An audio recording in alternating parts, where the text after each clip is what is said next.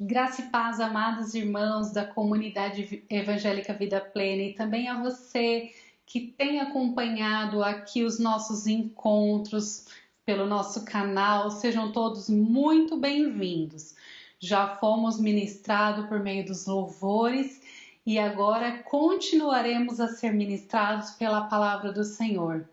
Eu peço para você fechar os seus olhos. Vamos falar com o nosso Pai de amor, com o nosso Pai celestial.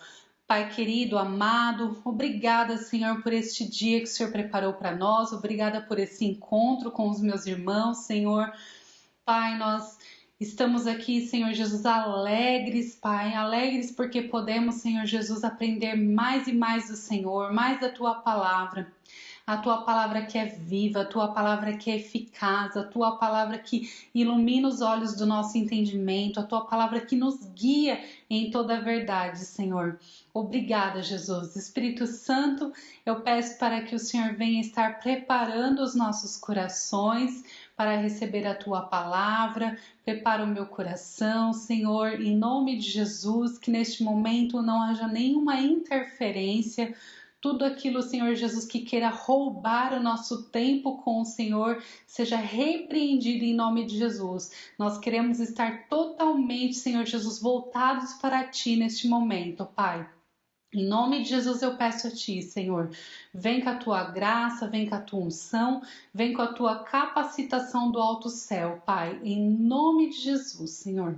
Amém. Amém, meus irmãos. Então, eu quero estar aqui meditando mais um pouquinho da palavra do Senhor junto com vocês. Na semana passada, a irmã Keren, ela falou aqui para nós, ela trouxe uma reflexão aqui, né, uma meditação acerca da vida do rei Josias.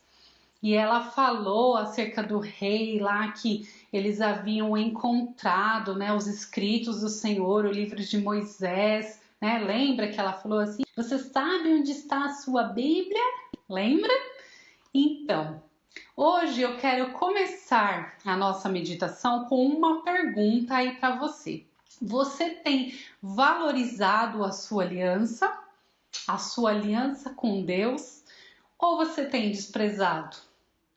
Como você tem comportado, né? Se comportado diante do Senhor? A aliança, ela é o símbolo. Veja bem, eu tenho essa aliança. Essa aliança aqui, ela é um símbolo do meu compromisso que eu assumi diante de Deus e diante das testemunhas que eu assumi junto com o meu marido quando nós nos casamos. Então a aliança, ela é um símbolo, né, do meu compromisso com ele, ela é um símbolo do nosso amor.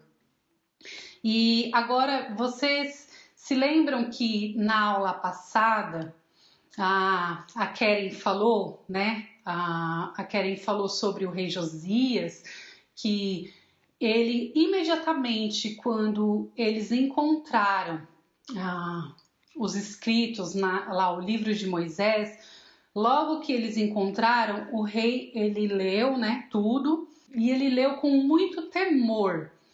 E quando ele foi e leu a palavra do Senhor, e ele comparou com as práticas que estavam sendo feitas, né, naqueles dias, né, o que o povo estava fazendo, tudo, ele viu que eles estavam muito, muito distantes da palavra de Deus, da vontade de Deus para a nação de Israel, que eles haviam abandonado, né, o cumprimento da palavra obediência. E aí ele foi aquele grande reformador, ele foi aquele que derrubou altares, né? Ele imediatamente ele revolucionou, né, toda a nação naquele tempo, né, nos tempos dele, ele revolucionou, trouxe os ensinos novamente, ele valorizou a aliança, né, que Deus tinha com a nação de Israel. Imediatamente, quando ele teve acesso às escrituras, ele valorizou. Então, ele valorizou a aliança. Isso é o que nós também precisamos ter em nossos corações, e nós precisamos ter principalmente nas nossas atitudes. Nós precisamos valorizar a nossa aliança com Deus, honrar a nossa aliança, né? O rei Josias, ele foi um rei reto, ele foi um rei íntegro, ele fez aquilo que agradava, né, ao Senhor. E quando o rei Josias, ele encontrou com esses livros, né? Ele encontrou esses escritos, ele foi logo consultar, né? Ele foi conversar com a profetisa Hulda para saber da parte do Senhor, né? Aquilo, ele já tinha verificado que eles estavam longe, né? Que as práticas deles estavam longe do caminho do Senhor, ele já tinha verificado, só que ele queria ouvir do Senhor, ele quis consultar o Senhor, né, ver o que o Senhor tinha para falar para ele. Ele foi buscar a direção de Deus.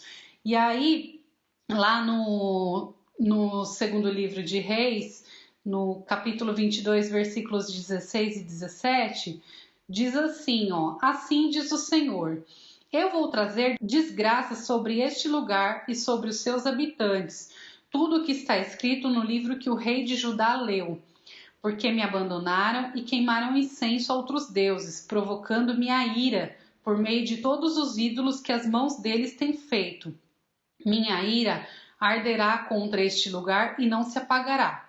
Aí no versículo 19 e 20 vai dizer assim: já que o seu coração se abriu e você se humilhou diante do Senhor, ao ouvir o que falei contra este lugar e contra os seus habitantes, que seriam arrasados e amaldiçoados, e porque você rasgou as vestes e chorou na minha presença, eu o ouvi, declara o Senhor. Portanto, eu reunirei aos seus antepassados e você será sepultado em paz.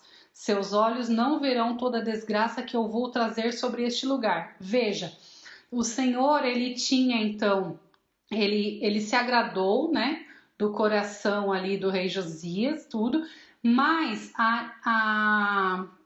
o castigo, né, Deus tinha um castigo para a nação, porque por muito eles estavam desagradando ao Senhor. E aí ele fala que ele teria uma morte em paz, tudo, que ele não veria a desgraça que aconteceria ali com a nação, né? Mas o castigo de Deus viria. No capítulo 23, no versículo 29 e 30, vai falar da morte do rei Josias, né? Que ele morreu num combate, né, com o rei do Egito, o faraó Neco, e o faraó o matou. E aí depois que, então, da morte do rei Josias, quem assumiu o trono foi o seu filho Joacás. E enquanto o seu pai foi um homem justo e reto, o filho não andou no caminho do Senhor.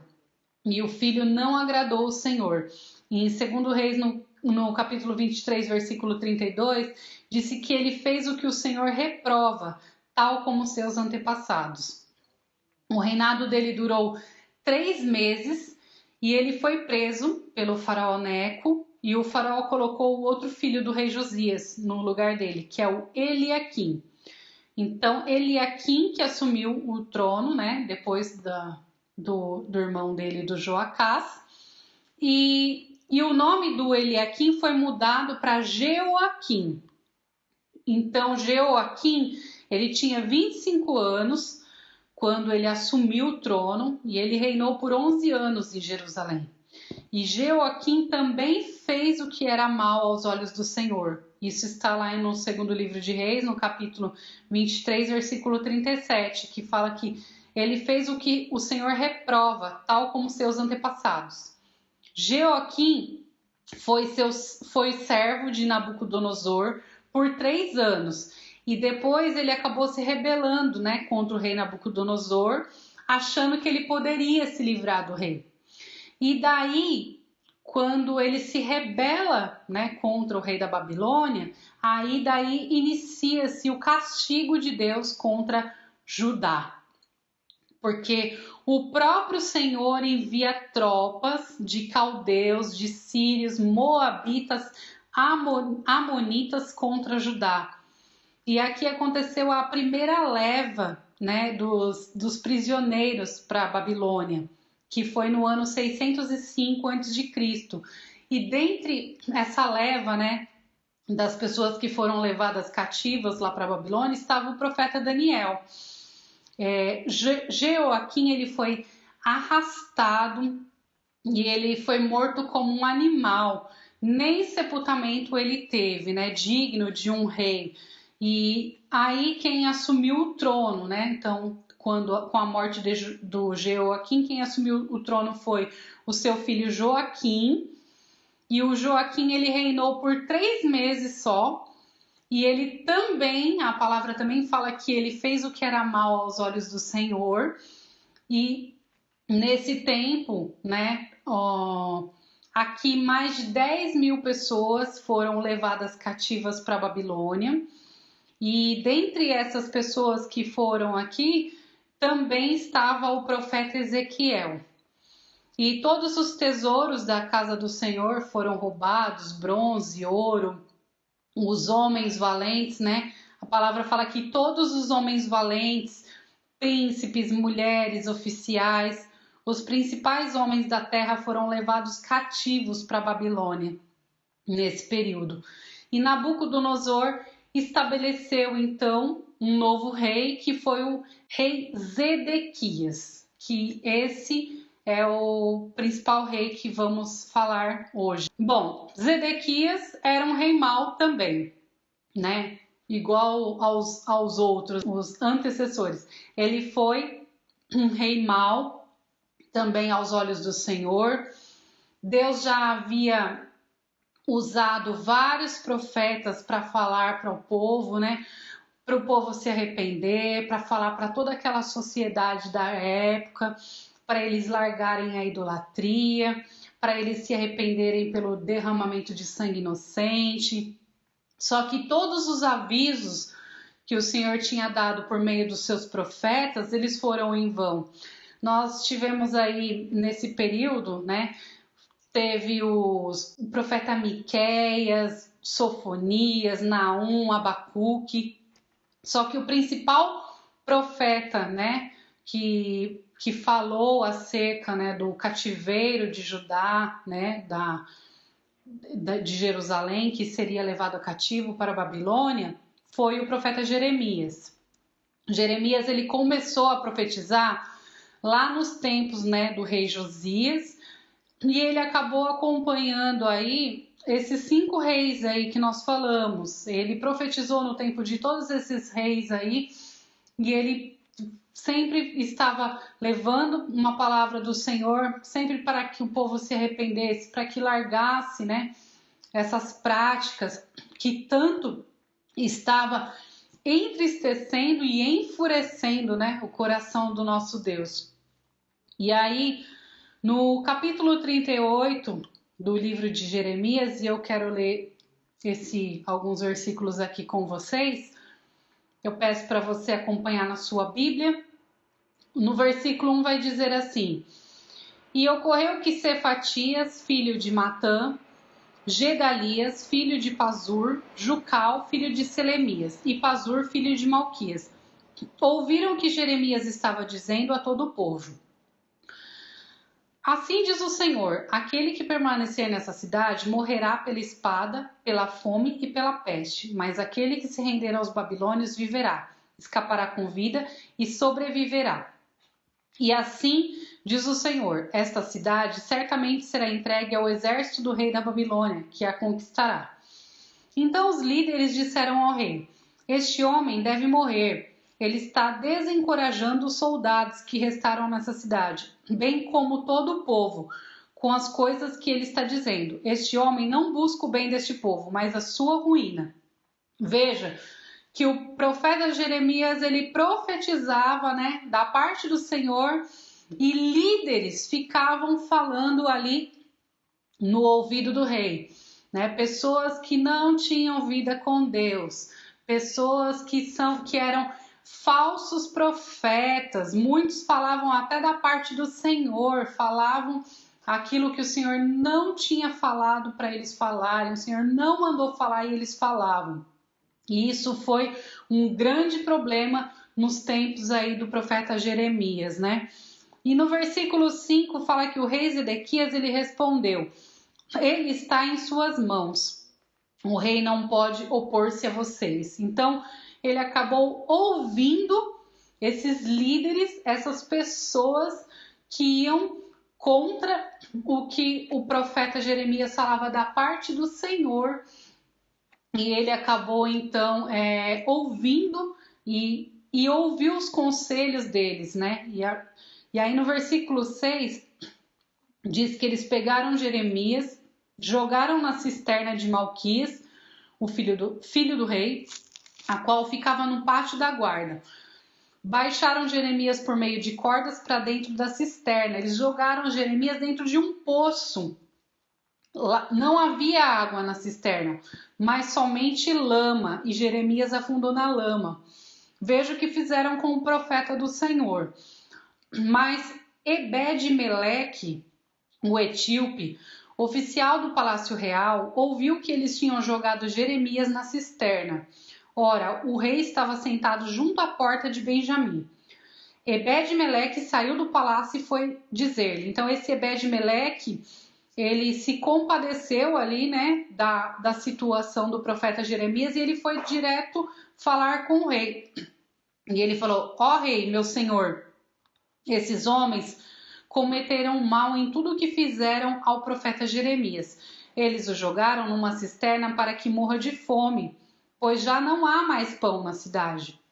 Então o rei ordenou ao Ebed-Meleque, o etíope. O rei ouviu, né? Dessa vez ele ouviu e falou: leve com vocês 3 homens sob as suas ordens e retire o profeta Jeremias da cisterna antes que ele morra. Então Ebed-Meleque levou consigo os homens que estavam sob as suas ordens e foi à sala que ficava debaixo da tesouraria do palácio. Pegou alguns trapos e roupas velhas e desceu cordas até Jeremias na cisterna. Então eles resgataram o profeta Jeremias. E Obed-Meleque, o etíope, disse a Jeremias: põe esses trapos e roupas velhas debaixo dos braços para servirem de almofada para as cordas. E Jeremias assim fez. Versículo 13. Assim, com as cordas o puxaram para cima e o tiraram da cisterna, e Jeremias permaneceu no pátio da guarda. Veja, nesse tempo havia muita confusão, né?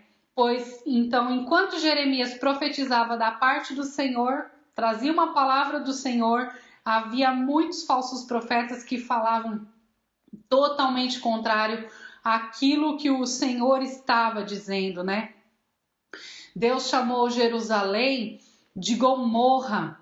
A cidade escolhida de Deus, ela foi comparada a Gomorra. Olha, isso é um grande alerta para nós nos dias de hoje, porque muitas são as pessoas que ficam falando em nome de Deus, ficam falando que estão sendo enviados da parte do Senhor, enquanto o Senhor não tem falado nada.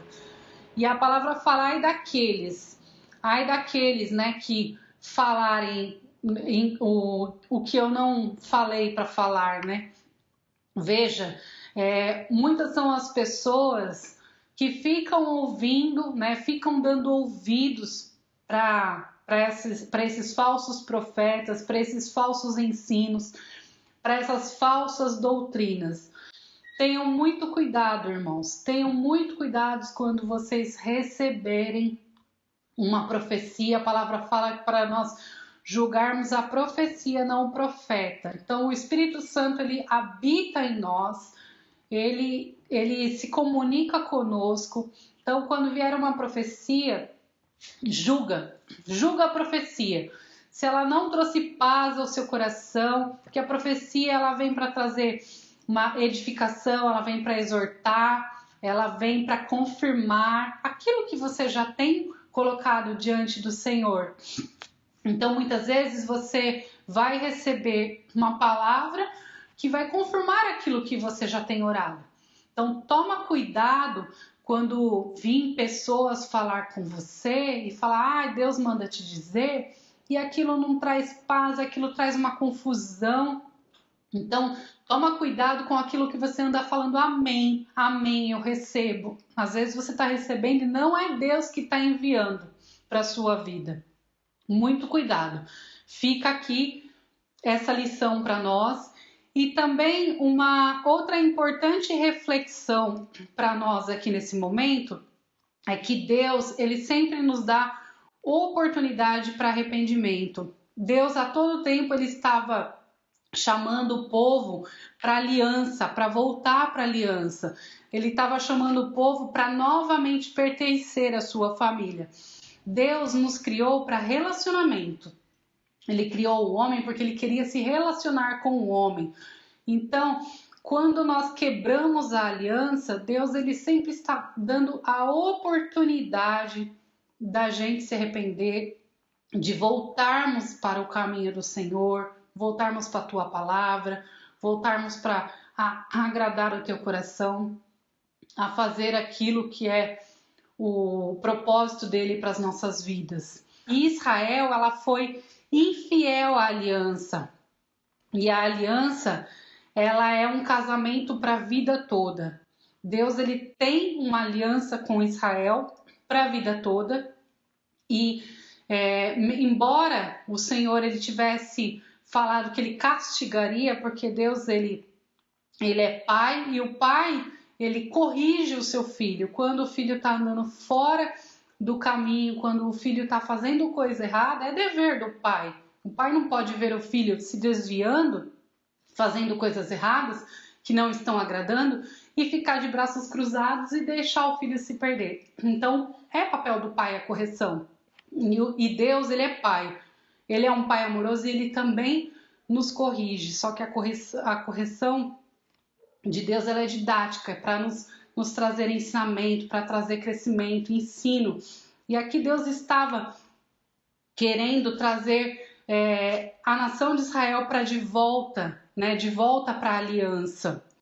Jeremias, por diversas vezes, ele falou para esse rei, o Zedequias, da parte do Senhor. Só que Zedequias, ele era um homem obstinado. Ele fechou os seus ouvidos para ouvir a voz do Senhor. E assim é conosco, não é mesmo? Muitas vezes nós fechamos os nossos ouvidos para ouvir aquilo que Deus tem falado com o Senhor. E tantas vezes nós estamos dando ouvido para outras coisas que tem falado aqui na nossa mente. Às vezes a gente tem estado em práticas, né, que Deus odeia, que Deus abomina, né? Às vezes você larga a sua aliança, você esquece a sua aliança e está na prática de pecado, amando aquilo que Deus odeia, né? Porque o pecado, Deus odeia, né? O temor do Senhor é odiar aquilo que Deus odeia, né? E assim, às vezes nós estamos também. Mas Deus, ele nos chama para um arrependimento. Ele nos chama novamente para a sua aliança, para darmos ouvidos para a sua voz. E tantas vezes, nós estamos também como a nação de Israel, na idolatria. Idolatria, meus irmãos, é tudo aquilo que rouba o lugar de Deus na sua vida. Sabe, se você tem colocado coisas no lugar do Senhor, acima do Senhor, isso é idolatria. De repente você fala, eu não sou idólatra, eu não adoro imagens, eu não fico cultuando imagens de madeira, de barro, eu não sou idólatra, mas você tem colocado coisas no lugar de Deus, você tem valorizado, priorizado coisas e não ao Senhor. Isso é uma idolatria também. Tudo aquilo que rouba o lugar de Deus na sua vida. Jesus, ele levou os nossos pecados lá na cruz, ele derramou o seu sangue por nós, e viver uma vida com Deus é uma vida de renúncia, é se posicionar, é abrir mão de muitas coisas, é de repente você não se conformar com a sujeira do sistema desse mundo, com as coisas com esses prazeres que o mundo oferece. Muitas vezes você vai ter que se posicionar. Não, isso não é para mim. tal lugar não é aconselhável, tudo nos é lícito, mas nem tudo nos convém. Você vai ter que saber discernir, e às vezes é uma coisa rápida, né? Mas você tem o Espírito de Deus aí dentro de você e ele fala, ele se comunica com você. Às vezes alguém vai te chamar para fazer um determinado, sei lá, para um lazer, alguma coisa, e você vai em lugares e vai fazer coisas que isso desagrada o Senhor. Mas o Espírito, eu tenho certeza que o Espírito Santo automaticamente ele vai falar com você. E aí no teu espírito, e você precisa estar sensível para ouvir o Senhor falar com você e falar: não, isso não é para mim, eu não vou. E você vai ter que se posicionar, você vai ter que se posicionar dentro da tua casa, né? Quantas e quantas vezes nós estamos permitindo que entre dentro da nossa casa coisas que profanam o altar de adoração que você estabeleceu dentro da tua casa. Quando você deixa que essas coisas entrem dentro da tua casa, você também está desagradando a Deus. Você não está se posicionando, você não está andando na sua fé, guardando a tua fé, guardando a palavra. Isso é muito importante. Nós guardarmos a nossa aliança, você se lembrar da aliança que você tem com o Senhor Jesus. Aqui, o rei Zedequias, ele não guardou a aliança, ele não ouviu a voz do Senhor, ele não ouviu quando os homens de Deus vinham falar com ele, quando o grande homem de Deus, o profeta Jeremias, falava com ele, ele não ouvia. Ele cegou. Os olhos e os ouvidos espirituais dele estavam fechados e ele não ouvia o Senhor. E aí, por conta disso, ele se rebelou contra a Babilônia e começou um novo cerco ali em Jerusalém, que durou 18 meses, e mais uma leva de pessoas foram para a Babilônia, levadas cativas, né? E aí, nesse tempo, ele tentou fugir. A cidade de Jerusalém estava cercada pelos caldeus, ele tenta fugir. Quando ele tentou fugir, ele foi pego, o exército pegou, né, a tropa dos caldeus pegaram ele, levaram ele para o rei da Babilônia. Houve uma sentença para ele, os filhos dele foram mortos na frente dele e também furaram os seus olhos. E isso fala lá em 2 Reis, no capítulo 25, versículo 7, que executaram os filhos de Zedequias na sua frente, depois furaram seus olhos, prenderam ele com algemas de bronze e o levaram para a Babilônia. E depois disso também houve a grande ruína, né? A casa do Senhor foi queimada, o palácio real, todas as casas de Jerusalém, as muralhas lá ao redor de Jerusalém foram derrubadas, as riquezas, todas as riquezas da nação foram roubadas, e foi a maior tragédia que Israel viveu. A ira de Deus em ação, o castigo de Deus sobre o povo desobediente que abandonou a aliança. Meus irmãos, fica essa grande reflexão para nós essa noite, para nós não abandonarmos a aliança, porque toda quebra de aliança tem consequências. Aqui, a nação de Israel, ela sofreu as consequências da quebra de aliança. Então, quando você quebra a sua aliança, há consequências. E mesmo diante do arrependimento, tem coisas que, mesmo que você se arrependa diante do Senhor, tem consequências que você não tem como reparar mais. Elas vão acontecer. Então, fica essa grande reflexão para nós aqui nessa noite, para você guardar a tua aliança, você valorizar a sua aliança com o Senhor, para você andar no caminho do Senhor. Se porventura você não tem valorizado a tua aliança, se o Senhor tem falado com você e você tem endurecido o seu coração, então é hora de ouvir a palavra de Deus, é hora de ouvir o que Deus tem falado para você, é hora de arrependimento, porque perto está o grande dia do Senhor. O grande dia do Senhor, o grande e temível dia do Senhor. Que você receba isso com muito temor no teu coração. Que você receba essa palavra com muito temor no teu coração. Que traga um grande arrependimento dentro de você. Que haja mudança na sua vida. Em nome de Jesus. Feche os seus olhos. Eu quero orar com você acerca dessa palavra. Pai querido, amado, Obrigada, Senhor, pelo teu ensino dessa noite, Pai. Em nome de Jesus, Senhor, nos ajuda, Pai, a andarmos, Senhor Jesus, na aliança que o Senhor tem conosco. Nos ajuda, Senhor Jesus, a agradar o teu coração. Pai, sonda os nossos corações. Olha se em nós, Senhor Jesus, caminhos que não têm levado a Ti, Pai. Em nome de Jesus, nós queremos, Senhor Jesus, estar no centro da Tua vontade. Nós queremos, Senhor Jesus, estar no propósito que o Senhor tem para a vida de cada um de nós. Em nome de Jesus, nós não queremos endurecer o nosso coração, assim como esses reis endureceram. Pessoas que eram obstinadas, pessoas desobedientes, Senhor. Em nome de Jesus, que haja, Senhor Jesus, arrependimento, que haja, Senhor Jesus, mudança nas nossas vidas, Pai.